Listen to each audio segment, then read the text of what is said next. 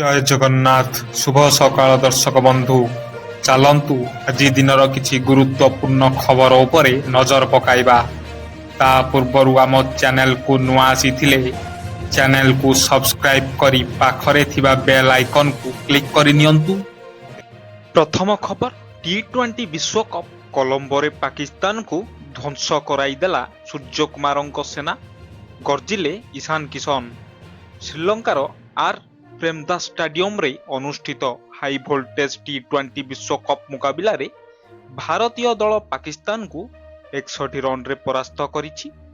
ଅଧିନାୟକ ସୂର୍ଯ୍ୟକୁମାର ଯାଦବଙ୍କ ନେତୃତ୍ୱରେ ଟିମ୍ ଇଣ୍ଡିଆ ଉଭୟ ବ୍ୟାଟିଂ ଓ ବୋଲିଂରେ ଦମଦାର ପ୍ରଦର୍ଶନ କରି ପାକିସ୍ତାନର ଲଙ୍କା ଜଳାଇ ଦେଇଛି। ପରବର୍ତ୍ତୀ ଖବର, 3 ଲକ୍ଷ କୋଟି ଟପିବ ରାଜ୍ୟ ବଜେଟ୍।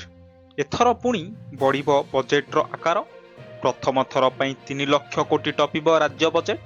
ଫୋକସରେ ରହିବ ପଞ୍ଚାୟତରାଜ, ନଗର ଉନ୍ନୟନ ଓ ପୂର୍ତ୍ତ ବିଭାଗ। ସେହିଭଳି ସହରାଞ୍ଚଳ ବିକାଶ ପାଇଁ ଆସିପାରେ ନୂଆ ଯୋଜନା।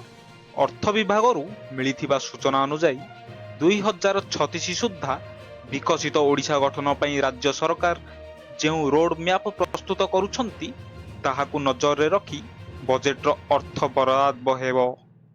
ପରବର୍ତ୍ତୀ ଖବର, ଚାଷୀଙ୍କ ପାଇଁ ଖୁସି ଖବର। କିଷାନ କ୍ରେଡିଟ୍ କାର୍ଡ ନିୟମରେ ବଡ଼ ପରିବର୍ତ୍ତନ କରିବ ଆର୍ବିଆଇ। ଭାରତୀୟ ରିଜର୍ଭ ବ୍ୟାଙ୍କ କିଷାନ କ୍ରେଡିଟ୍ କାର୍ଡ କେସିସି ଯୋଜନାରେ ବ୍ୟାପକ ସଂସ୍କାର ଆଣିବା ପାଇଁ ଏକ ନୂତନ ଚିଠା ମାର୍ଗଦର୍ଶିକା ଜାରି କରିଛି। କୃଷି ଓ ଆନୁଷଙ୍ଗିକ କାର୍ଯ୍ୟକଳାପ ପାଇଁ ଋଣ ପ୍ରକ୍ରିୟାକୁ ଅଧିକ ସରଳ, ନମନୀୟ ଏବଂ ଆଧୁନିକ କରିବା ଏହାର ମୁଖ୍ୟ ଉଦ୍ଦେଶ୍ୟ ରହିଛି।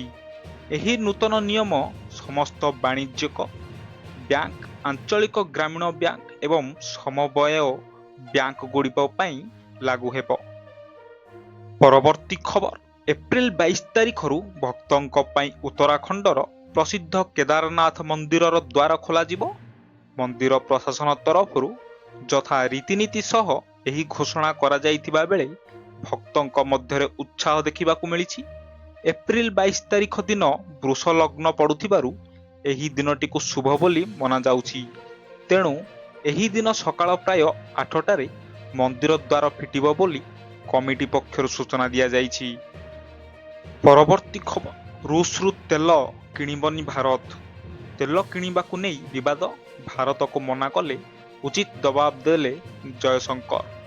ପୁଣି ଥରେ ତେଲ କିଣିବାକୁ ନେଇ ବଡ଼ ବୟାନ ସାମ୍ନାକୁ ଆସିଛି, ଯାହାକୁ ନେଇ ସବୁଠି ଚର୍ଚ୍ଚା। ରୁଷରୁ ତେଲ କିଣିବନି ଭାରତ ବୋଲି ଦାବି ହେଉଛି, ଆଉ ଏହାରି ସିଧା ଜବାବ ଦେଇଛି ଭାରତ।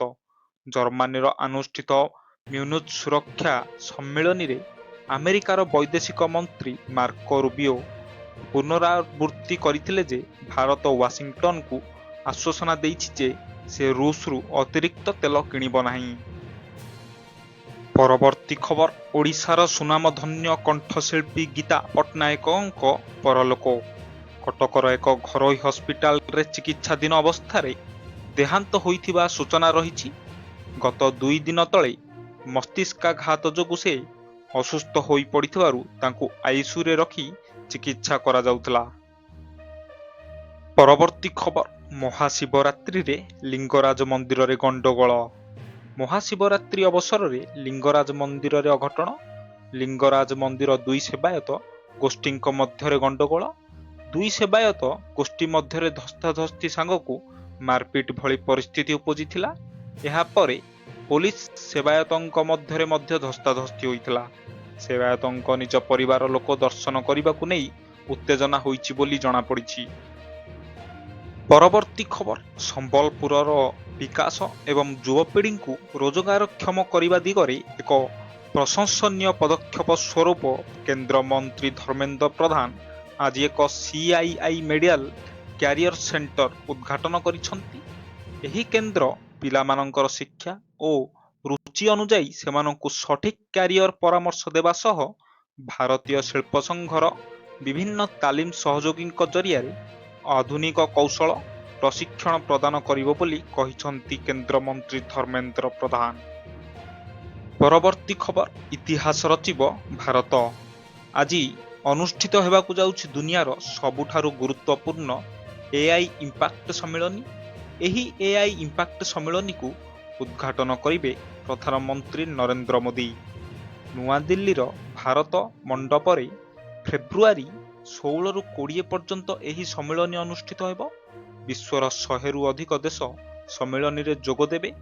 ଏହି ସମ୍ମିଳନୀରେ ବିଶ୍ୱର ପ୍ରମୁଖ ନେତା ଏବଂ ପ୍ରଯୁକ୍ତି ବିଦ୍ୟା ବିଶେଷଜ୍ଞମାନେ ଯୋଗଦେବେ।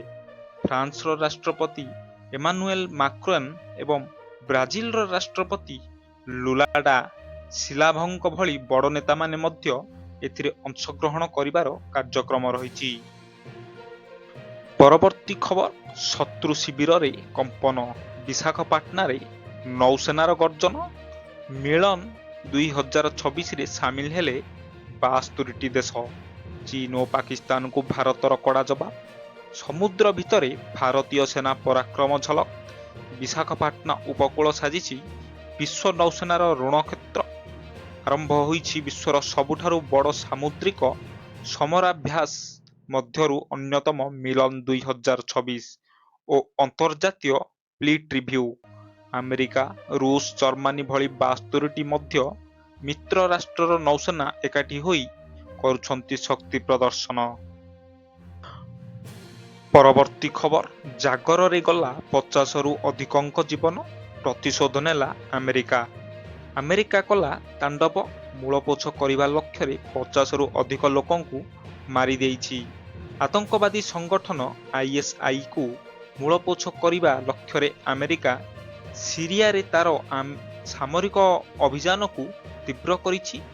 ୟୁଏସ୍ ସେନା ଆମେରିକା କେନ୍ଦ୍ରୀୟ କମାଣ୍ଡ ଦ୍ୱାରା ପ୍ରକାଶିତ ଏକ ରିପୋର୍ଟ ଅନୁଯାୟୀ ଆମେରିକା ସେନା ଫେବୃଆରୀ 3ରୁ 12 ମଧ୍ୟରେ ସିରିଆର 10ଟି ସଠିକ୍ ଏବଂ ଘାତକ ବିମାନ ଆକ୍ରମଣ କରିଥିଲା।